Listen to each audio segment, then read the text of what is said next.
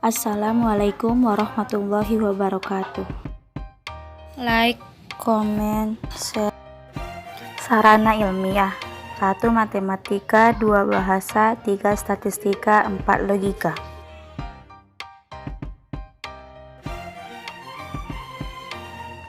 Bahasa sebagai sarana ilmiah. Bahasa dicirikan sebagai serangkaian bunyi yang diberi arti tertentu. Bahasa terdiri dari kata. Kata adalah bunyi keluar dari mulut dan diberi arti. Istilah adalah kata yang menunjukkan satu pengertian. Contoh, panas terik, tidak ada, terik dingin. Sedangkan tanda adalah sesuatu yang menunjukkan pengertian lain. Semua ini merupakan sarana kita dalam berpikir ilmiah.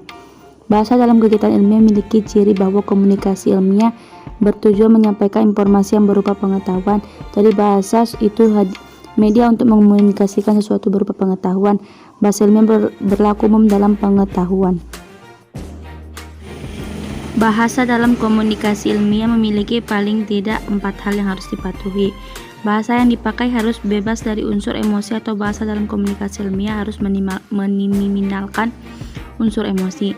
Bahasa ilmiah itu bukan merupakan kalimat aktif tetapi lebih kepada kalimat pasif karena untuk membebaskan. Contoh, jika kita menulis kata aduh, ini akan berbeda dengan kalau kita mengatakan aduh.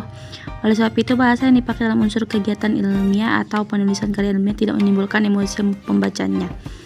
Maksudnya, emosi dalam pengertian tidak memberikan makna lain kepada apa yang dibaca. Oleh sebab itu, kalimat pasif lebih ditonjolkan karena untuk menghindari unsur-unsur emosi.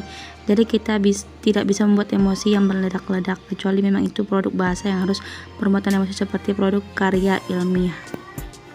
Matematika sebagai sarana ilmiah. Matematika adalah bahasa yang eksak, cermat dan bebas emosi. Lambang matematika bersifat artifisial.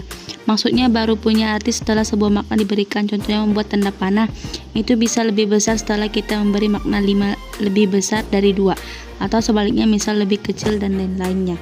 Matematika melakukan pengukuran secara kuantitatif. Bahasa verbal hanya mampu contoh, rumah ini lebih besar, rumah itu lebih kecil. Ini bahasa verbal karena tidak tahu besarnya seperti apa dan kecilnya seperti apa. Beda dengan bahasa matematik. Rumah ini 2 kali lebih besar dari rumah itu, jadi lebih eksak atau lebih nyata dan kuantitatif. Matematika bersifat empiris karena matematika pada proses penalaran deduktif. Proses penalaran deduktif adalah sesuatu yang empiris yang didapat dari matematika. Namun matematika bukanlah pengetahuan mengenai objek tertentu, tetapi cara berpikir untuk mendapatkan pengetahuan.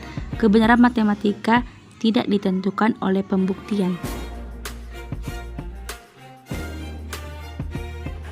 Dari populasi ini merupakan hal yang sangat menarik dalam statistika karena memiliki cara-cara tertentu dan metode-metode tertentu yang semakin hari tingkat kecanggihan semakin tinggi. Penarikan kesimpulan secara statistika mungkin tidak kita untuk melakukan kegiatan ilmiah. Penelitian ilmiah kebanyakan dilakukan menggunakan statistika agar jumlah teliti. Namun sesuai kebutuhan, statistika memberikan cara untuk dapat menarik kesimpulan yang bersifat umum dengan cara hanya mengamati sebagian populasi. Statistika mengambil sebagian saja sebagai populasi untuk menarik sesuatu yang bersifat berlaku bagi semua populasi.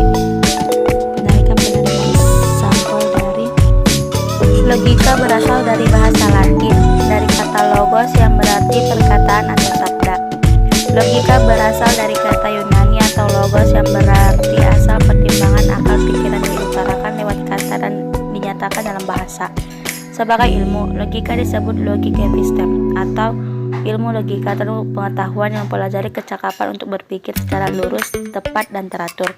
Sebagai sarana berpikir ilmiah, logika mengarahkan manusia untuk berpikir dengan benar-benar sesuai dengan kaidah berpikir yang benar. Dengan logika, manusia dapat berpikir dengan sistematis dan dapat mempertanggungjawabkan kebenarannya.